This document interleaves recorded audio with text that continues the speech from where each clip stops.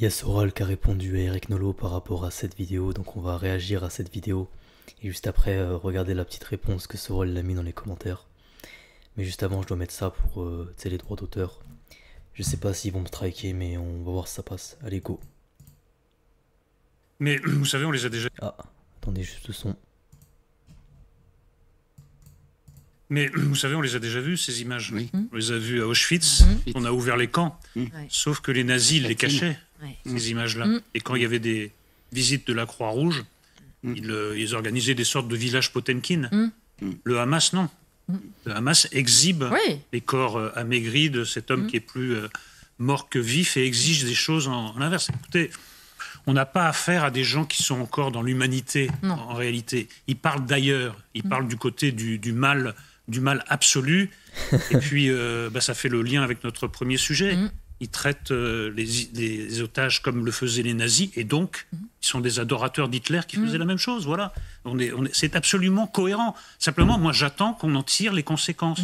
Comment on s'adresse à ces gens qui ont quitté l'humanité, qu'est-ce qu'on prend comme mesure, et qu'est-ce qu'on attend pour prendre vraiment la mesure de ce que sont ces gens, voilà, et de ce que sont en tout ou en partie tous les gens qui viennent de Gaza. Je regrette. Ils sont les contemporains, les concitoyens. Ils ont grandi dans cette idéologie, dans ces valeurs-là, malheureusement, qui ne sont même pas des valeurs, je ne sais pas comment ça s'appelle. Dans cette absence de valeurs. Oui, dans cette absence de valeurs, vous avez raison. C'est une régression absolue, c'est absolument intolérable. Je trouve même que la réaction de la France est un peu molle. Moi, je trouve on va la voir. Voilà, je trouve que l'indignation et l'expression de l'indignation n'est pas du tout à la hauteur des atrocités qu'on vient de voir. C'est vraiment profondément choquant. Bon. Alors, je peux me tromper, mais je pense qu'il croit pas en ce qu'il dit. Genre, je pense qu'il est pas sincère. Dans sa connerie. Bref, on va regarder Soral maintenant. Soral, il a mis. T'en as pas marre de raconter des conneries.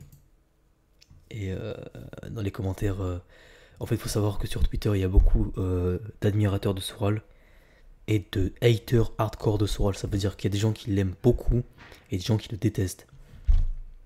Les gens ne sont pas si mesurés que ça à son égard. Donc, autrement, il serait au chômage, il n'a pas le choix. Éditeur raté, écrivain raté, chroniqueur raté. Alors il défend son beefsteak comme il peut, CAD, en nageant dans le sens du courant, sans courage, sans dignité. Oui, je pense qu'il faut bien remplir le frigo. Il peut pas faire grand chose, il va pas retourner à des métiers comme la manutention ou quoi. Donc pour les livres, l'édition, il est obligé de en fait, c'est quelque part, il a pas le choix, ou alors il sacrifie ses biens matériels, sa famille, etc. pour la morale. Donc peut-on lui jeter la pierre? Alors, Soral, penses-tu que Nolo a juste un corrompu soumis au sionisme, ou bien un des leurs? Je me pose la question car autant de mauvaise foi, même avec de l'argent, tu peux pas faire à ce point. Ouais, je pense que c'est de la soumission. Non, il n'est pas des leurs. Il s'afficherait beaucoup plus. Sinon, il s'afficherait beaucoup plus. Par contre, si avec de l'argent, tu peux racheter les gens, et je pense qu'ils lui garantissent un confort de vie. Je pense aussi qu'ils ont quelques casseroles sur lui qui peuvent l'éteindre. C'est des spécialistes. Oui, il y a ça. Il faut savoir que Eric Nolo, il est... Je crois que c'est en Hongrie ou en Autriche, je sais plus. Il a été prof et il s'est marié avec une... il est toujours avec sa femme actuelle, mais avec une fille qui avait... je veux pas dire un âge trop une dinguerie pour diffamer, mais qui était mineur en tout cas. Et cette histoire je pense qu'il la ressortirait de façon hardcore s'il fait le fou. Alain, j'espère vraiment... il avait 40 piges, je crois. J'espère vraiment qu'en secret, tu as formé ton héritier, car même si j'espère que Dieu te protège, s'il t'arrive quelque chose, je ne suis pas sûr que des gens en quête de vérité comme toi puissent revoir le jour un jour. À chacune de ses interventions, tu sens qu'il se force à pleurer et parle de façon féminine. Nulos ne serait pas un guerrier foulé par hasard. Quand on créera des goulags à la française, je l'y traînerai par la peau du cul. T'as pas fait un bouquin avec lui, Soso? Il a encore un pantalon, Eric. C'est pour ça qu'on l'invite, ce vieux bolos. Les gens de gauche ont en général, ça dit beaucoup de conneries. T'es pas d'accord, Ali?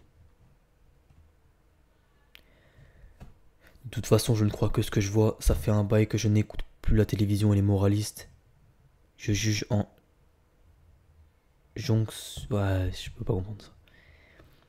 Son cerveau est contrôlé par Netanyahu ou non, après c'est voilà quoi, il dit des conneries mais par soumission. Je pense qu'il dit, en tout cas, il m'a l'air pas sincère dans ses convictions. Autant Meir Habib, il m'a l'air plutôt sincère, lui, il croit vraiment à son peuple.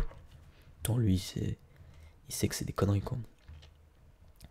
Cause qui nous semble juste et conforme à nos valeurs.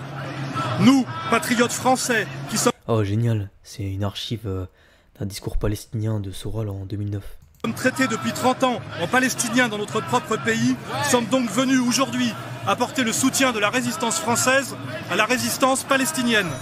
Car nous, patriotes d'égalité et réconciliation, ne sommes pas ici pour soutenir une quelconque bracaille ou un quelconque islamisme, comme feignent de le penser nos détracteurs.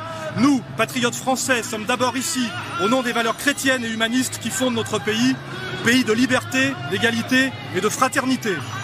Nous, résistants français d'égalité et réconciliation, par notre présence ici, voulons saluer l'héroïque résistance du ghetto de Gaza, comme nous aurions salué, il y a 60 ans, au nom des mêmes valeurs, l'héroïque résistance du ghetto de Varsovie. Comme nous voulons saluer partout, au Venezuela, en Iran, en Russie, la nouvelle résistance qui se lève contre le nouvel ordre mondial sous impérium américain. Aujourd'hui est donc un premier rendez-vous, il y en aura d'autres. Vive la Palestine libre et vive la France libre, je vous remercie. Oh, il était, pour le coup, il était charismatique hein, sur cet extrait. Je veux dire, il faisait assez homme, hein, c'était pas mal. Pourtant, je suis pas non plus un admirateur, je suis pas un fan de Soral des fois. Cause qui nous semble juste. Mais là, franchement, il passe bien. Tu vois. Il pourrait incarner une stature de chef d'État, Alain Soral. Malgré, en fait, moi, le problème que j'ai, si je dois dire, le problème que j'ai avec Soral, enfin, le problème c'est minime, hein, je veux dire, il est largement au-dessus de la plupart des gens, c'est que il est mauvais en langue. Et ce qui fait qu'il est mauvais en langue, en fait, il dit il a jamais été doué pour les langues. Et donc, du coup, sa culture qui s'est faite sur l'histoire, elle se base à partir de lectures de sources françaises. Et par ce fait, il est limité à certaines compréhensions parce qu'il se limite aux sources françaises, donc à un point de vue français en fait. Alors que un mec qui... et en réalité la majorité des écrits ne sont pas traduits. Ça veut dire qu'on a un peu d'auteurs russes, autrichiens, anglais qui sont traduits, mais la grande majorité c'est arabe également, ne sont pas traduits. Et quelqu'un qui parle plusieurs langues, il voit beaucoup plus... par exemple, je vais donner un exemple. Tu lis sur la guerre d'Algérie en français, comme moi je l'ai lu, et après tu lis en allemand, ça n'a rien à voir. Tu lis en arabe, ça n'a rien à voir. En russe également. C'est sur les écrits russes, etc., la presse, les journaux, les articles. C'est normal en fait. Parce que quand le pays est directement conservé, c'est comme si le conflit entre la Turquie et l'Arménie, tu le lisais en turc. Tu te doutes bien que si tu lis dans d'autres langues, tu vas voir des choses.